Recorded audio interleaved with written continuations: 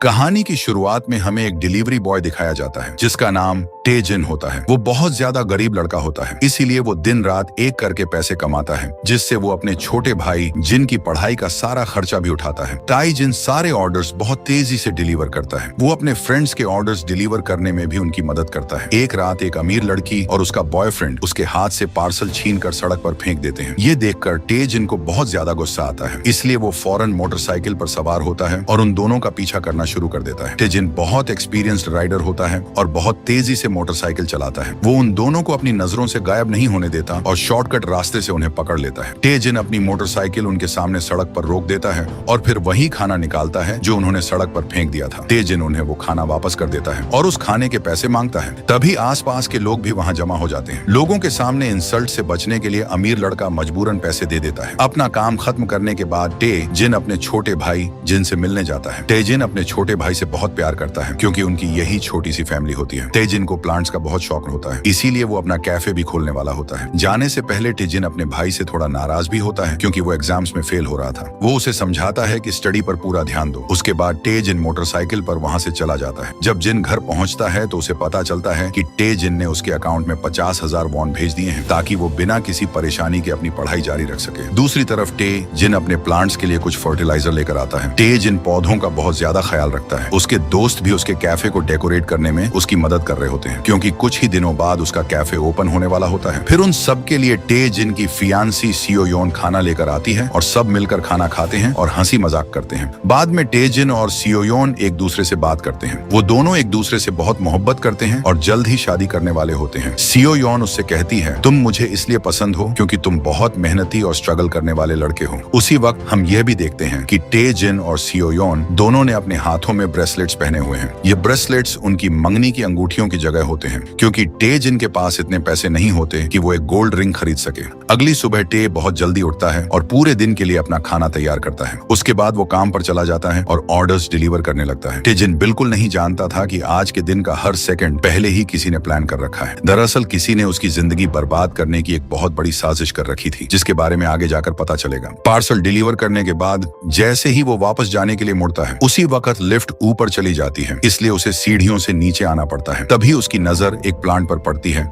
जो proper care न मिलने की वजह से खराब हो रहा होता है। टे जिन उन प्लांट्स को धूप से हटाकर एक बेहतर जगह पर रख देता है। फिर वो पेपर पर ऑनर के लिए एक एडवाइस लिख देता है ताकि वो उनकी प्रॉपर केयर कर सके। मगर टे जिन नहीं जानता था कि यह उसकी जिंदगी की सबसे बड़ी गलती बनने वाली है। फिर एक बूढ़ी औरत टाई जिन से मदद मांगती है कि वो उसका बैग दूसरी तरफ ले जाए। टाई दिल का बहुत अच्छा इंसान होता है, इसलिए वो उसकी मदद कर देता है, लेकिन टाई जिन को जर्रा भी अंदाजा नहीं होता कि इस बैग के अंदर क्या है। रात के वक्त वो एक शॉप से खाना लेता है और बाहर आकर खाने लगता है। तभी उसे अपने पास फोन की रिंगटोन सुनाई देती है। पहले तो टे थोड़ा घबरा जाता है, फिर वो बिना सोचे फोन उठाता है और कॉल रिसीव करता है। एक लड़की उससे बात करती है और कहती है कि यह फोन उसका है। वो टे से रिक्वेस्ट करती है कि वो फोन उसके एड्रेस पर पहुंचा दे। पहले तो टे जिन साफ साफ इनकार कर देता है, मगर जब वो लड़की उसे 3 लाख वॉन ऑफर करती है तो टे भी लालच में आ जाता है और उसका फोन डिलीवर करने के लिए मान जाता है। लड़की से एड्रेस लेने के बाद टे अपनी मोटरसाइकिल स्टार्ट करता है और उस जगह की तरफ जाने लगता है। जब वो उस एड्रेस पर पहुंचता है तो वहाँ एक टनल होती है। टे जिन को बहुत अजीब महसूस होता है। तभी उस लड़की का फोन दोबारा आता है। वो लड़की उसे कहती है कि सामने जो टनल है उसके अंदर इमरजेंसी फोन बॉक्स है, वहीं पर फोन रख देना और तुम्हारी पेमेंट भी वहीं पर है। टे जिन उसके घर जाकर मोबाइल देना चाहता था, मगर वो लड़की उसे अपने घर का एड्रेस नहीं बताती। पैसों के लालच की वजह से टे जिन उस टनल के अंदर चला जाता है। वो उस फोन बॉक्स के अंदर मोबाइल रख देता है और 3 लाख वॉन उठा लेता है। लेकिन जैसे ही वो वहां से जाने लगता है, अचानक एक ट्रक उसकी तरफ हाई बीम लाइट्स करता है। टे जिन को समझ नहीं आता कि ऐसा क्यों किया जा रहा है। अगले दिन टाई जिन बहुत ज्यादा खुश होता है क्योंकि उसने सिर्फ एक मोबाइल डिलीवर करके 3 लाख वॉन कमा लिए थे। कुछ देर बाद उसका भाई भी आ जाता है और दोनों मिलकर ब्रेकफास्ट करते हैं। दोपहर के वक्त जब टे जिन अकेला होता है और तेज बारिश हो रही होती है, उसी लम्हे अचानक पुलिस उसके घर का दरवाजा तोड़कर अंदर घुस जाती है। टे उनसे बचकर भागने की पूरी कोशिश करता है, लेकिन पुलिस वाले उसे जमीन पर गिरा देते हैं और उसे गिरफ्तार कर लिया जाता है। पुलिस स्टेशन पहुंचते ही टे जिन को बहुत सारे जर्नलिस्ट घेर लेते हैं। सब उससे कत्ल के बारे में सवाल कर रहे होते हैं जो उसने किया ही नहीं होता। ये न्यूज पूरे कंट्री में आग की तरह फैल जाती है। सब लोग यही समझ रहे होते हैं कि असली कातिल टे जिन है और उसे सजा मिलनी चाहिए। पुलिस स्टेशन के अंदर ऑफिसर्स टे जिन पर इल्जाम लगाते हैं कि उसने एक लड़की के साथ रेप किया था और फिर उसे कत्ल कर दिया। टे जिन उन्हें समझाने की पूरी कोशिश करता है कि उसने अपनी पूरी जिंदगी में उस लड़की को एक बार भी नहीं देखा। वो कहता है कि आपसे मिस्टेक हुई है, लेकिन पुलिस ऑफिसर कहता है कि जो तुमने किया किया है उसकी सजा तुम्हें मिलकर रहेगी। टेजिन उन्हें बार बार समझाता है लेकिन उन पर कोई असर नहीं होता। इतना कुछ होने के बावजूद टेजिन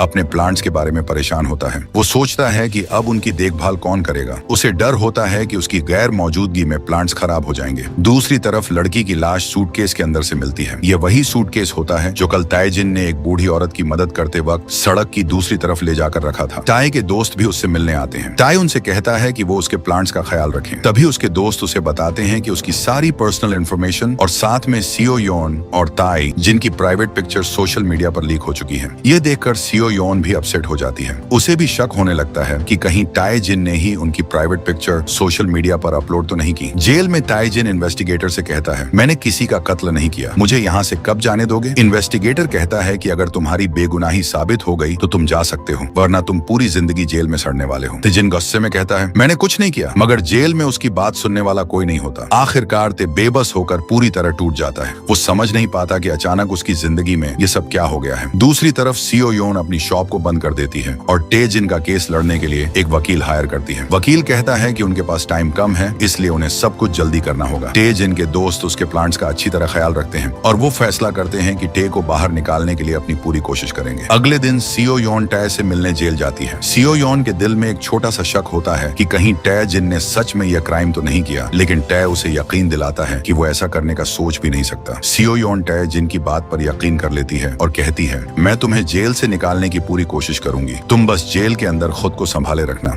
उसके बाद सियो योन, जिन और टे जिन के दोस्त दोबारा वकील को बुलाते हैं। वकील उन्हें बताता है कि अगर तुम टे को बचाना चाहते हो तो हमें यह साबित करना होगा कि जिस वक्त वो लड़की कत्ल हुई थी उस वक्त टे जिन डिलीवरी के काम करने में बिजी था। इसलिए वकील कहता है कि पिछले 2 दिनों में टे ने जो कुछ भी किया उसकी एक बहुत डिटेल्ड टाइमलाइन तैयार करनी होगी। सभी को यह आइडिया बहुत ज्यादा पसंद आता है। ये काम इतना मुश्किल भी नहीं था क्योंकि टे अपनी डिलीवरी की हर रिसीट संभाल कर रखता था। सियो योन, टे जिन का भाई और उसके दोस्त फैसला करते हैं कि वो सब मिलकर टे को बेकसूर साबित करेंगे। सियो योन टे जिन से पिछले 2 दिनों के बारे में हर छोटी से छोटी बात पूछती है ताकि उसकी कंप्लीट टाइमलाइन तैयार की जा सके। फिर वो टे जिन की तमाम डिलीवरी रिसीट्स जमा करते हैं। वो सब उन तमाम एड्रेसेस पर जाना शुरू कर देते हैं जहां टे जिन ने उन 2 दिनों के दौरान ऑर्डर्स डिलीवर किए थे, ताकि यह साबित किया जा सके कि टे किस वक्त कहां गया था। सब लोग जानते थे कि टे जिन एक अच्छा और शरीफ इंसान था, इसलिए उसे जानने वाले सभी लोग उसकी मदद करते हैं। कुछ टाइम की डिटेल्स उन्हें नहीं मिल पाती, इसलिए वो टे जिन से दोबारा मिलते हैं। टे जिन उन्हें याद करके बताता है कि उस वक्त वो कहां पर गया था। वो सर्विलांस कैमरों से भी फुटेज निकलवा लेते हैं जिससे टे जिन की हर मूवमेंट को साबित किया जा सकता था। आखिरकार वो उसके पिछले 2 दिनों की एक बहुत डिटेल्ड टाइमलाइन तैयार कर लेते हैं। वकील को भी यकीन नहीं होता कि उन्होंने इतनी ज्यादा इंफॉर्मेशन कैसे जमा की है। ये टाइमलाइन साफ तौर पर साबित करती थी कि टे जिन एक पल के लिए भी नहीं रुकता था। वो अपना हर सेकंड काम में इस्तेमाल करता था, इसलिए उसके पास कोई भी क्राइम करने का बिल्कुल वक्त नहीं होता था। वकील उन्हें बताता है कि इस डिटेल्ड टाइमलाइन की वजह से हम आसानी से ये केस जीत जाएंगे। ये सुनकर सब लोग बहुत खुश हो जाते हैं और उन्हें लगता है कि अब टे जिन बहुत जल्द बाहर आ जाएगा। सियो योन ये टाइमलाइन देखकर खुद भी हैरान होती है कि टे जिन दिन रात मेहनत करके पैसे कमाता था। आखिरकार कोर्ट हियरिंग का दिन आ जाता है। जिन और सियो योन ताई जिन को यकीन दिलाते हैं कि तुम्हें कुछ नहीं होगा। वकील कोर्ट के सामने ताई जिन की गिरफ्तारी से पहले के 2 दिनों की कंप्लीट टाइमलाइन सामने लाता है। वो जज को समझाता है कि टे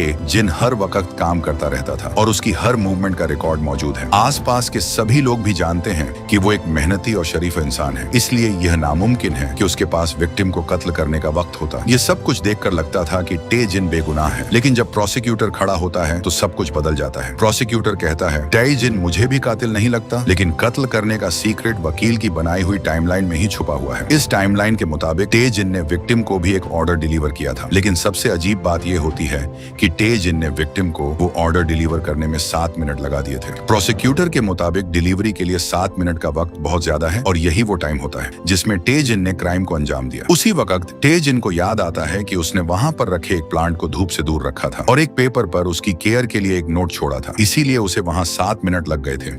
लेकिन प्रोसिक्यूटर इसके बाद कोर्ट में टे जिन की एक वीडियो फुटेज दिखाता है जिसमें ताई जिन एक भारी बैग को लेकर जा रहा होता है। टे जिन उन्हें बताता है कि एक बूढ़ी औरत ने उससे मदद मांगी थी, इसलिए वो उसका बैग सड़क की दूसरी तरफ लेकर गया था। लेकिन वीडियो में सिर्फ टे जिन ही होता है और इस वीडियो में बूढ़ी औरत की वीडियो रिकॉर्ड नहीं होती। प्रोसिक्यूटर बताता है ये वही बैग था जिसमें लड़की की लाश मिली थी। प्रोसिक्यूटर ताई जिन से कहता है, मान लिया कि तुमने एक बूढ़ी औरत की मदद की थी, लेकिन हमारे पास और भी ढेर सारे सबूत हैं। वो एक CCTV फुटेज दिखाता है जिसमें टेजिन के पास विक्टिम का फोन होता है। टेजिन ये देखकर बुरी तरह हैरान हो जाता है। वो कहता है, मुझे ये फोन सड़क पर मिला था। प्रोसिक्यूटर बताता है कि जिस जगह टेजिन ने फोन डिलीवर किया था वहाँ से कुछ दूर ही विक्टिम की लाश मिली थी। उनका कहना था कि टेजिन ने रात के वक्त उस लड़की की लाश को पानी में फेंक दिया था, लेकिन ट्रक की लाइट्स की वजह से रात को उसकी वीडियो सीसीटीवी कैमरा में रिकॉर्ड हो गई। वो यह भी कहता है कि जीपीएस डेटा के मुताबिक विक्टिम का फोन सारा दिन टेजिन के पास ही था। जहाँ टेजिन जाता विक्टिम का फोन भी उसी लोकेशन पर होता। टेजिन बहुत ज्यादा घबरा जाता है और उसे कुछ भी समझ नहीं आ रहा होता, लेकिन फिर प्रोसिक्यूटर एक ऐसी तस्वीर दिखाता है जिससे टेजिन के लिए बचना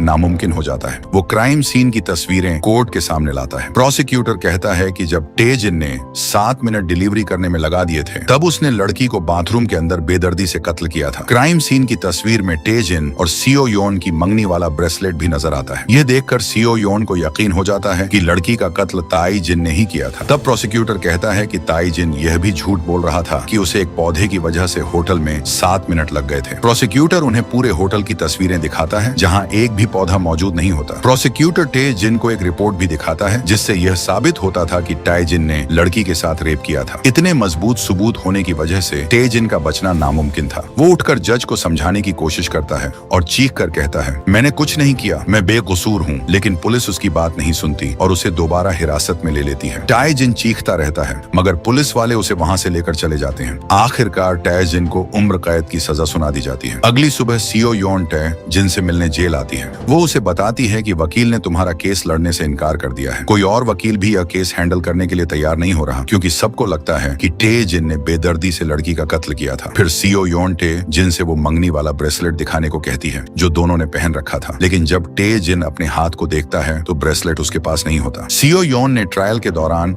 वो ब्रेसलेट मर्डर सीन की तस्वीर में देखा था, इसलिए उसे लगता है कि टे जिन ही असली कातिल है। टे जिन उसे समझाता है कि वो ब्रेसलेट उसके घर के अंदर कहीं गिर गया था, लेकिन सीओ योन को लगता है कि वो झूठ बोल रहा है। उसका टे जिन पर रहा सहा भरोसा भी टूट जाता है। सीओ योन उसे वो ब्रेसलेट भी वापस कर देती है और कहती है कि वो किसी कातिल के साथ रिलेशनशिप नहीं रखना चाहती। टे जिन यह देखकर बहुत ज्यादा दुखी होता है। वो सीओ योन को समझाता है कि वो बेकसूर है और जल्द ही दुनिया के सामने सच्चाई आ जाएगी। लेकिन अब सीओ योन अपने फैसले से हटने वाली नहीं थी। वो टे जिन को किस्मत के सहारे छोड़कर वहाँ से चली जाती है। कुछ दिन बाद उसी पुलिस स्टेशन से प्रिजन बस निकलती है। इसी बस में टे जिन भी होता है। प्रिजन बस में उन्हें दूसरी जेल में ट्रांसफर किया जा रहा होता है। टे जिन को जिस जेल में भेजा जाता है वो एक हाई सिक्योरिटी जेल होती है। इस जेल से भागना ऑलमोस्ट इम्पॉसिबल होता है। जब कैदी बस से निकलते हैं तो पहले से मौजूद कैदी उनका मजाक बनाते हैं और उन्हें गंदी गंदी गालियां देते हैं। जेल के अंदर नए कैदियों को बताया जाता है कि किस वक्त उन्हें काम करना है और किस वक्त उन्हें खाना दिया जाएगा। उन्हें हफ्ते में सिर्फ एक बार नहाने की इजाजत होती है।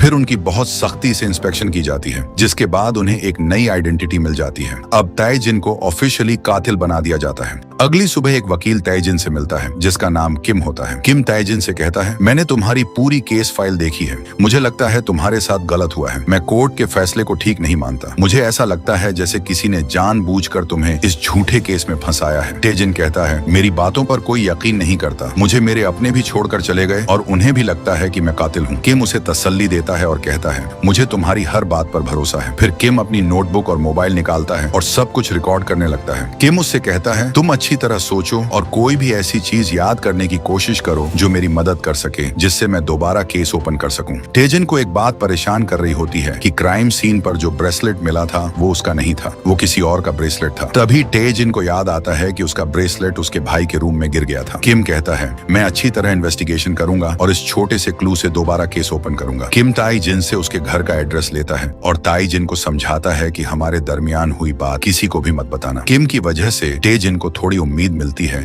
कि शायद वो उसे बेकसूर साबित कर सकेगा। जाने से पहले किम उसे अपना कार्ड भी देता है। जब ताई जिन अपने सेल में जा रहा होता है उसी वक्त कुछ कैदी उसे पकड़ लेते हैं। ताई जिन गार्ड से मदद मांगता है मगर वो ताई जिन की बात को नजरअंदाज कर देता है क्योंकि यह इस जेल के सबसे बड़े गैंग और ताकतवर लीडर के आदमी होते हैं। इस लीडर का नाम द्योक्सू होता है। गार्ड्स भी उसके साथ मिले हुए होते हैं क्योंकि द्योक्सू उन्हें पैसे देता है। बाकी कैदी उसे जेल का मैनेजर कहते हैं। वो जेल को अपना घर समझता है और तमाम कैदियों से पैसे लेता है जो कैदी उसे पैसे नहीं देता वो उसकी हालत खराब कर देता है। वो टे जिन को जबरदस्ती देओक्सू के पास ले जाते हैं। देओक्सू के सामने टे जिन को घुटनों के बल बिठाया जाता है। देओक्सू उससे पूछता है, तुम्हें कितने साल की सजा हुई है? टे जिन खामोश रहता है और कोई जवाब नहीं देता। वो वहां से भागने की कोशिश करता है, लेकिन देओक्सू के आदमी उसे पकड़ लेते हैं और जमीन पर लिटा देते हैं। तब देओक्सू कहता है, जेल में कैदी आता तो अपनी मर्जी से है, लेकिन जिंदा मेरी मर्जी से जाता है। देओक्सू आगे कहता है, अगर तुमने मेरे सवाल का जवाब न दिया तो मैं तुम्हारे दोनों हाथ काट दूंगा। टे जिन बहुत ज्यादा डर जाता है। वो उसके सवाल का जवाब देता है कि मुझे उम्र कैद की सजा सुनाई गई है।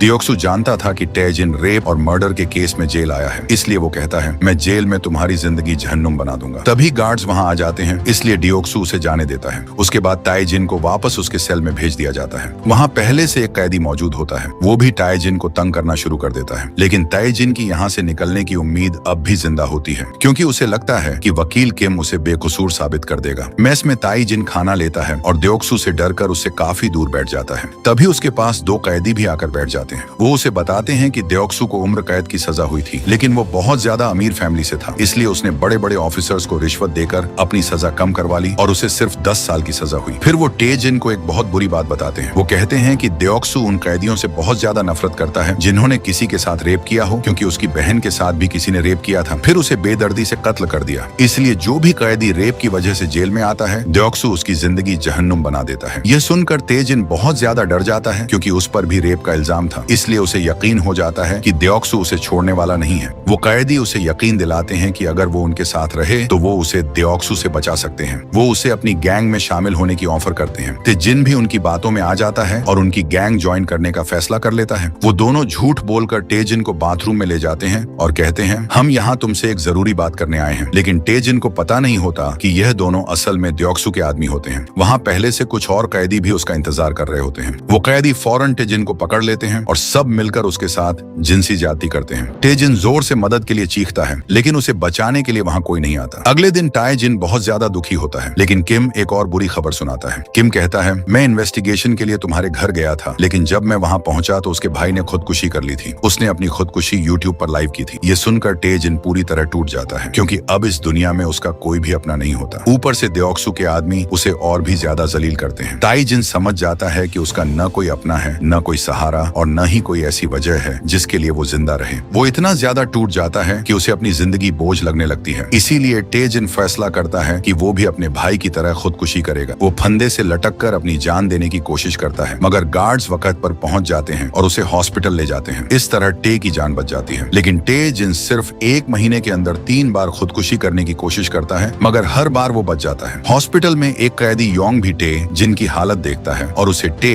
जिन पर बहुत ज्यादा तरस आता है। डॉक्टर्स टे जिन को सेडेटिव का इंजेक्शन देते हैं, क्योंकि वो पूरी तरह मेंटली और इमोशनली टूट चुका होता है। इसी तरह दिन गुजरते रहते हैं और टे जिन को जेल के अंदर 1 साल कंप्लीट हो जाता है। टे जिन का कई महीनों तक इलाज चलता रहता है। ताई जिन के दोस्त हर महीने उससे मिलने आते हैं, लेकिन ताई जिन किसी से नहीं मिलता। जब ईस्टर संडे आता है तो उस वक्त तक ताई जिन की हालत कुछ बेहतर हो चुकी होती है, इसलिए वो एक चर्च में जाता है। योंग भी चर्च में ऑल्टर सर्वर होता है। वो टे जिन को देख लेता है। जब सब कैदी चले जाते हैं तो योंग टे जिन के पास जाता है और उसे एक केक देता है। योंग उससे बात करने की कोशिश करता है और उसे समझाता है कि वो खुद पर कंट्रोल करना सीखे। अब उसे समझ जाना चाहिए कि जेल ही उसका घर है। तभी टे जिन की नजर योंग के हाथ पर बने हुए कुछ निशान पर पड़ती है। टे जिन फौरन समझ जाता है कि योंग ने भी खुदकुशी करने की कोशिश की थी। योंग टे जिन से कहता है, मुझे पता है तुम अपनी जान देने की कोशिश कर रहे हो। फिर योंग अपने बारे में बताता है, मैं पिछले 15 साल से इस चर्च में सर्विस कर रहा हूँ, लेकिन इतने साल रहने के बावजूद मेरा यहाँ रहने को जरा भी दिल नहीं करता। मैं भी बिल्कुल तुम्हारी तरह था। जब मैं पहली बार जेल आया था तो मैं बहुत डरा हुआ था और मेरा जिंदा रहने का दिल नहीं करता था, लेकिन फिर भी मैंने खुद को यहाँ एडजस्ट किया। ये जिंदगी बार बार नहीं मिलती। अपना कोई मकसद बनाओ और उसके लिए जिंदा रहो। खुद को किसी न किसी काम में मसरूफ रखो।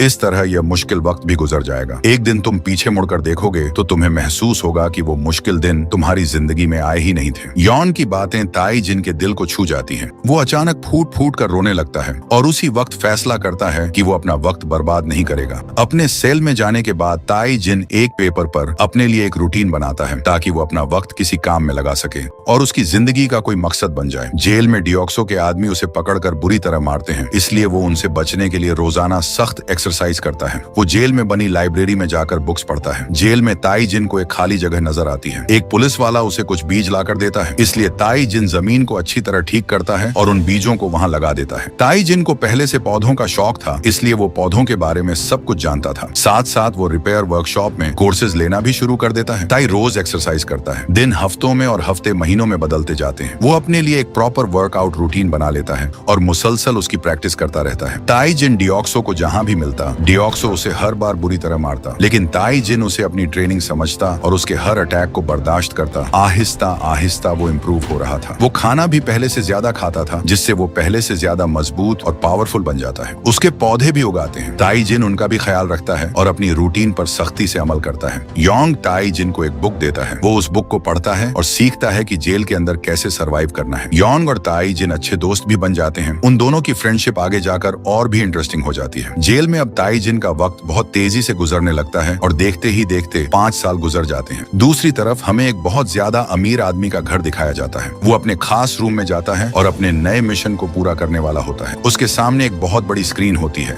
जिसमें हजारों सर्विलांस कैमरों तक एक्सेस होता है। वो स्क्रीन पर बहुत सारे लोगों को देखता है और थोड़ी ही देर में उसे अपना मिशन पूरा करने के लिए एक लड़का मिल जाता है। दूसरी तरफ जेल में ताई जिन अपने पौधों की देखभाल कर रहा होता है। तभी जेल का गार्ड टोनी उसके पास आता है। वो ताई जिन से दोस्तों की तरह बात करता है। उसी ने ताई जिन के पौधों को उगाने में काफी मदद की होती है। टोनी ताई जिन को अपना एक पौधा देता है और कहता है कि मेरे पौधे को किसी तरह की बीमारी लग गई है। ताई जिन देखते ही समझ जाता है कि उसे क्या हुआ है। ताई जिन हमेशा की तरह दूसरों की मदद करने वाला इंसान होता है, इसलिए वो फौरन टोनी के पौधे की देखभाल करने के लिए मान जाता है। कुछ देर बाद योंग वहाँ आता है और उसके लिए केक लेकर आता है। योंग कहता है, यहाँ के बहुत से कैदी अपने किए हुए क्राइम्स पर फख्र करते रहते हैं, लेकिन तुम उन जैसे नहीं हो। तुम एक अच्छे इंसान हो। फिर योंग ताई जिन को एक बुरी खबर देता है। वो बताता है कि आज मेरा जेल में आखिरी दिन है। कल से तुम मेरी जगह चर्च में काम करोगे। योंग भी उदास होता है क्योंकि उसने अपनी जिंदगी के 25 साल जेल में गुजारे होते हैं और वो भूल चुका होता है कि बाहर कैसे रहना है। ताई जिन यह सुनकर इमोशनल हो जाता है क्योंकि अब उसे पता होता है कि वो योंग को दोबारा नहीं देख सकेगा। वो अपने आंसू रोकने की कोशिश करता है और योंग को मुबारकबाद देता है। जब योंग जाने लगता है तो ताई जिन उससे पूछता है, तुम मेरे साथ इतने अच्छे क्यों रहे? योंग जवाब देता है, मैं तुम्हें सिर्फ यह सिखाना चाहता था कि जेल के अंदर भी खुद को अच्छा इंसान बनाया जा सकता है। ताई जिन योंग को अलविदा कहता है। वो उसके सामने झुककर उसका एहतराम करता है और जेल में उसकी मदद करने के लिए योंग का शुक्रिया अदा करता है। योंग के जाने के बाद ताई जिन ऑल्टर सर्वर बन जाता है। एक दिन वो बाहर बैठा होता है, तभी उसे एक नया कैदी नजर आता है जिसका दूसरे कैदी मजाक उड़ा रहे होते हैं और उसे तंग कर रहे होते हैं। ये देखकर ताई जिन को अपना गुजरा हुआ वक्त याद आता है जब वो भी इसी तरह डरा हुआ और अकेला था। टोनी इस नए कैदी को चर्च में ताई जिन के पास लेकर आता है। ताई उसके साथ बैठता है और उससे बात करता है। नया कैदी अपना नाम माइलो बताता है। माइलो ताई जिन को बताता है कि वो बेकसूर है। वो अपनी स्टोरी ताई जिन को सुनाता है। एक दिन मुझे सड़क पर एक फोन की रिंगटोन सुनाई दी। मैंने फोन उठाया तो दूसरी तरफ एक लड़की थी। उसने कहा कि अगर मैं उसका फोन वापस कर दूं तो वो मुझे पैसे देगी। ये सुनकर ताई जिन हैरान रह जाता है। वो फौरन समझ जाता है कि उसे भी जानबूझकर किसी ने फंसाया है। मिलो आगे बताता है, मैं उसकी बात मान गया, लेकिन सर्विलांस कैमरों ने मुझे फोन के साथ रिकॉर्ड कर लिया और किसी आदमी ने पहले से मेरे खिलाफ एक मर्डर केस की प्लानिंग की हुई थी। सबसे हैरान करने वाली बात यह थी कि मर्डर वाली जगह पर मेरे फिंगरप्रिंट भी थे, हालांकि मैं उस जगह एक बार भी नहीं गया। ताई यह सुनकर बिल्कुल शॉक में चला जाता है क्योंकि ताई जिन के साथ भी बिल्कुल ऐसा ही मामला हुआ था। फिर मिलो एक जरूरी बात बताता है। वो कहता है, कल सुबह किम नाम का एक वकील मुझसे मिलने आया था और आज फिर वो मुझसे मिलने आया और उसने बताया कि उसकी माँ ने खुदकुशी कर ली है। मिलो बताता है कि वकील भी इस प्लानिंग का हिस्सा है। टेजिन को यकीन हो जाता है कि मिलो बिल्कुल सच कह रहा है। इस वकील ने टेजिन से भी कहा था कि वो उनके दरमियान हुई बात किसी को न बताए। टे वापस अपने सेल में जाता है और पूरी रात सोचता रहता है कि उसका कोई दुश्मन भी नहीं था। फिर उसके खिलाफ किसने ये प्लानिंग की? टे को पूरी रात नींद नहीं आती। जब सुबह होती है तो बाहर से उसे गार्ड्स की आवाजें आती हैं। जब वो बाहर जाकर देखता है तो उसे पता चलता है कि मिलो ने खुदकुशी कर ली है। ये देखकर टेजिन को बहुत ज्यादा गुस्सा आता है। वो फैसला कर लेता है कि जो भी ये सब प्लानिंग कर रहा है वो उससे बदला लेकर रहेगा। अगले दिन ताई जिन किम से मिलता है। किम ताई जिन से नई इन्फॉर्मेशन लेने आया होता होता है जिससे टाइजिन का केस दोबारा ओपन किया जा सके। लेकिन टाइजिन उसे माइलो के बारे में बताता है। वो कहता है, माइलो ने मुझे सब कुछ बता दिया है, तुम बस हमारी मदद करने का ड्रामा कर रहे हो। तब किम का असली चेहरा भी सामने आता है। वो कोई वकील नहीं होता बल्कि किसी के लिए काम कर रहा होता है। टेजिन उससे पूछता है, मेरे भाई को किसने मारा था? टे गुस्से में आकर किम पर अटैक कर देता है और उस आदमी का नाम पूछता है जो ये सब करवा रहा होता है। तभी गार्ड्स वहां आ जाते हैं और टेजिन को पकड़ लेते हैं, लेकिन किम गार्ड्स से वहां से जाने के लिए कहता है। तब किम टेजिन को बताता है, तुम्हें किसी ने जानबूझकर झूठे केस में जेल भेजा है और तुम्हारे भाई को भी मारा है। हमने ही वो फोन रखा था और वो ब्रेसलेट भी तुम्हारा नहीं था। किम हंसते हुए कहता है, आखिर तुम कर भी क्या सकते हो, तुम्हारे हाथ में कुछ नहीं है। टेजिन उससे पूछता है, क्या तुमने मेरे भाई को मारा था? किम बिना डरे उसे जवाब देता है, हाँ मैंने ही उसे मारा है। तुम जेल के अंदर हो, तुम मेरा कुछ नहीं बिगाड़ सकते। ये सुनकर टेजिन उससे वादा करता है, मैं जेल से बाहर आकर तुम सबको खत्म कर दूंगा। जब किम जेल से बाहर जाता है तो वो अपने बॉस को फोन करता है और कहता है, एक कैदी हमारे बारे में जान चुका है, हमें उसे खत्म करना होगा। बाद में टेजिन चर्च में जाता है और ऑल्टर सर्वर का काम छोड़ देता है, क्योंकि अब उसकी जिंदगी का सिर्फ एक ही मकसद बन चुका होता है, इस जेल से भागना और उस आदमी से बदला लेना जिसने टेजिन को जेल भिजवाया था। टे एक टेबल पर बैठता है और फिर एक कील निकालने की कोशिश करता है। वो उसे इतनी जोर से खींचता है कि उसके हाथ से खून निकल आता है। टेजिन के लिए यह कील आगे चलकर बहुत काम आने वाली होती है। उसके बाद सीन एक एंटीक ऑक्शन की तरफ शिफ्ट होता है। एंटीक आइटम की बिडिंग तेजी से ऊपर जा रही होती है, मगर एक अमीर आदमी हर बार सबसे ज्यादा बिड लगाता है, जिसका नाम शिन होता है। वो किसी भी तरह इस आइटम को खरीदना चाहता था, लेकिन अजीब बात यह होती है कि शिन खुद इस एंटीक आइटम्स में इंटरेस्टेड नहीं होता। कोई अनजान आदमी ऑनलाइन शिन से ज्यादा बिड लगाता है और एक बेकार सी आइटम की बिडिंग 3 बिलियन वॉन तक पहुंच जाती है। शिन ब्रेक का कहकर बाथरूम में जाता है और जॉन नाम के एक आदमी को फोन करता है। शिन कहता है, मैं वो एंटीक आइटम खरीद रहा हूँ, लेकिन इसकी प्राइस इतनी ज्यादा हो गई है कि अब इसे कोई पागल इंसान ही खरीदेगा। जॉन कहता है, जो प्राइस तुम इस ऑक्शन में पे करोगे वो असल में तुम्हारे बेटे की जिंदगी की कीमत है। तुम्हें वो एंटीक आइटम हर हाल में हासिल करना होगा। अगर तुमने ऐसा न किया तो तुम्हारा बेटा जेल में सड़ने के लिए तैयार हो जाए। यह कहकर जॉन कॉल बंद कर देता है। शिन वापस ऑक्शन हॉल में चला जाता है। अब वो किसी भी कीमत पर ऑक्शन जीतना चाहता था, मगर वो बिल्कुल नहीं जानता था कि उससे ज्यादा ऑनलाइन बिड लगाने वाला कोई और नहीं बल्कि जॉन ही होता है। वो प्राइवेट रूम में बैठकर ऑनलाइन बिड बढ़ाता रहता है। बढ़ती हुई बिडिंग देखकर ऑक्शन में बैठा शिन बहुत ज्यादा घबरा जाता है, लेकिन वो अपने बेटे को भी जेल नहीं भेजना चाहता था, इसलिए वो बड़ी मुश्किल से 6 बिलियन वॉन की बोली लगा देता है। आखिरकार शिन ऑक्शन जीत जाता है। वो एंटीक आइटम जीतकर जॉन को दे देता है। उसके बाद हमें जॉन की लाइफ दिखाई जाती है। छोटी सी उम्र में जॉन बिलियनियर होता है। उसके पास दुनिया के सबसे महंगे एंटीक आइटम्स मौजूद होते हैं। असल में जॉन लोगों के खिलाफ झूठे क्रिमिनल केसेस बनाने में माहिर होता है। जब कोई अमीर आदमी किसी का कत्ल कर देता है तो वो इसका इल्जाम किसी और बेकसूर शख्स पर डाल देता है। इस तरह जॉन अमीर लोगों से कई बिलियन वॉन भी लेता है और उन्हें रेयर एंटीक आइटम्स खरीदने के लिए कहता है। जॉन का घर भी ऐसी ही एंटीक चीजों से भरा हुआ होता है। ऑक्शन के बाद जॉन शिन को फोन करता है और उसे बताता है, तुम्हारे बेटे का केस अब हमेशा के लिए क्लोज हो चुका है। मिलो तुम्हारे बेटे की जगह जेल गया था, आज सुबह जेल में मर गया है। अब तुम्हारा बेटा बिल्कुल सेफ है। इस तरह हमें पता चलता है कि मिलो भी जॉन की वजह से जेल गया था। जॉन के और भी कई बड़े बिजनेसेस होते हैं, जिनमें रियल एस्टेट कंपनी भी शामिल होती है। जब किम ताई जिन से मिलकर जेल से बाहर आया था तो उस वक्त उसने जॉन से ही कांटेक्ट किया था और ताई जिन के बारे में बताया था कि उसे सब कुछ पता चल गया है। जॉन टेजिन को खत्म करने के लिए एक डॉक्टर को फोन करता है और उसे हुक्म देता है कि वो टेजिन को जेल के अंदर ही खत्म कर दे। दूसरी तरफ जेल में डेसू के आदमी टेजिन को रोक लेते हैं। डेसू अपने आदमियों को हुक्म देता है कि वो टेजिन की हड्डियां तोड़ दें, लेकिन 4 साल की मुसलसल ट्रेनिंग के बाद टेजिन अब पहले जैसा कमजोर नहीं था। जैसे ही डेसू के आदमी उस पर हमला करते हैं, टेजिन एक एक करके सबको गिरा देता है और कुछ ही देर में डेसू के आदमियों की हवा निकल जाती है। टे डेसू से कहता है, आज मैं तुम्हें छोड़ रहा हूँ, अगली बार तुम्हारा भी तेरे आदमियों जैसा हाल करूंगा।